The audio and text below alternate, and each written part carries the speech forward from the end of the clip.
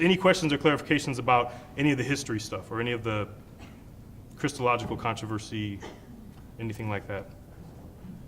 Yeah. Have you published this information anywhere, or can you recommend a book where we can look at this in more detail? Definitely. Yeah, I mean, I can definitely talk with people more about this later.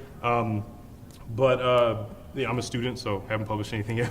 But some probably the best book that I could recommend would probably be Otto Menardus, Meinardus, Otto Aotto. And he presents a really good picture of specifically Egyptian church history.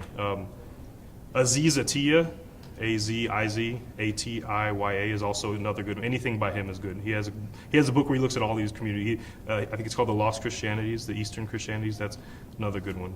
But definitely come talk to me again.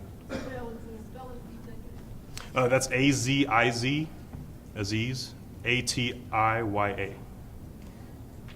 He gives a really good, almost kind of survey of the Syrian, Jacobite church, Indian church, Nubia, all of them, both the ones that are still existing today and the ones that have died off. Yeah. You said Neophysite was two natures were fused. Yeah. That was the language. Mm-hmm. Okay. Yeah, and that's how you want to refer to them. Yeah, Miaphysite or non-Chalcedonian.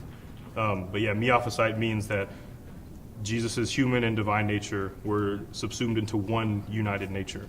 Whereas the Chalcedonian, the Catholic belief, and most Protestants just go along with this, even though they don't talk about it much, is that Jesus' human and divine nature are continuously distinct but not separate.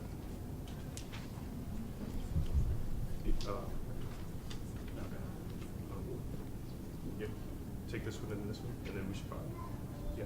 Yeah, so I'm just trying to see if I heard you right. You're saying that the nature of Jesus Christ, that whole discussion about the nature of Jesus Christ is not a theological argument, but a cultural argument, or just a cultural argument at that time? No, I would say it's pretty much in these circles, in the Oriental Orthodox circle and in the Catholic circle, it's for the most part a dead argument. But it's an argument that has fundamentally shaped the world and has fundamentally shaped the growth of Christianity. There's Protestant versions of how Protestants talk about Christology in different sectors that are alive today, where people talk about Jesus, and a lot of stuff like this has come into, we were part of a conference in Boston where we were talking about multicultural Christology and more modern stuff, like how Native Americans look at Christ, how African Americans, commune with Christ and slavery and things like that.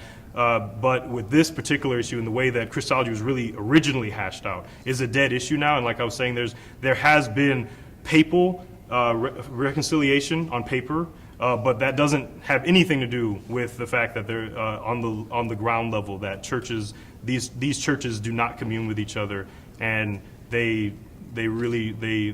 cling tightly to their identity. And the argument that I'm making, and that I think most scholars would agree with, is that these Greek words I threw up here, that was what the argument was about, and it was mostly a cultural thing, because in the Council of Ephesus, the whole church had already declared that Jesus has two natures, that Jesus has one nature, that his two natures were in one. And there's another author, original church author named Cyril of Alexandria. This argument, both sides were both referring to Cyril, and they were saying, no, Cyril said that he had one nature. And then the Catholic Church said, no, Cyril said he had two natures. And really, Cyril did say, if you look at Cyril's original writings, he did say that Jesus had one nature, but there is one part where he said something along the lines of his two natures continuously interacting with each other. So the Roman Church grabbed that and said, oh, look, he said it here. And then it was for political reasons. So it was for political reasons, and it was for cultural reasons. I would say that it was political on the Roman side, and it was cultural on the Oriental side.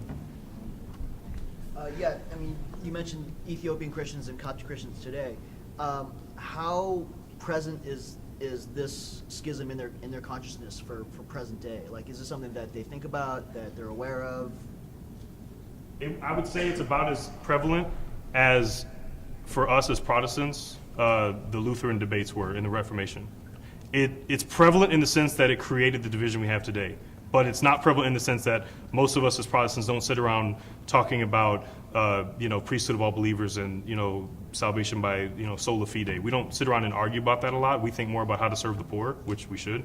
But it is prevalent in the sense that it has created the division that has shaped the world into Protestant and Catholic. So it is present in that sense, in that if you read the liturgy in their, if you go to their churches, they're a lot like, Eastern Orthodox, but they're very, it's really fascinating. I mean, when you go there, I just admit my ignorance. When you go there, you think this isn't Christianity, like this looks like Islam or something, or this looks like, but it's Christianity. It's like they're worshiping Jesus Christ, and I was challenged by it in a lot of ways. It's just amazing. They have church for hours. Like Ethiopian Christians have church from like 6 a.m. to like 1 p.m. It's amazing. Like, but yeah, they. So if you read their liturgy, you will see things like, we affirm the blessed Cyril that Jesus has one nature, so they do kind of reaffirm it, but it's not a presently alive issue. It's just kind of like, okay, you guys were idiots back in 450 and we had it right, and that's what both sides think, but we don't hate each other. We just don't hang with each other either. Yeah. Sounds familiar, right? Yeah. I want to turn it over now. We're going to get some more question and answer after.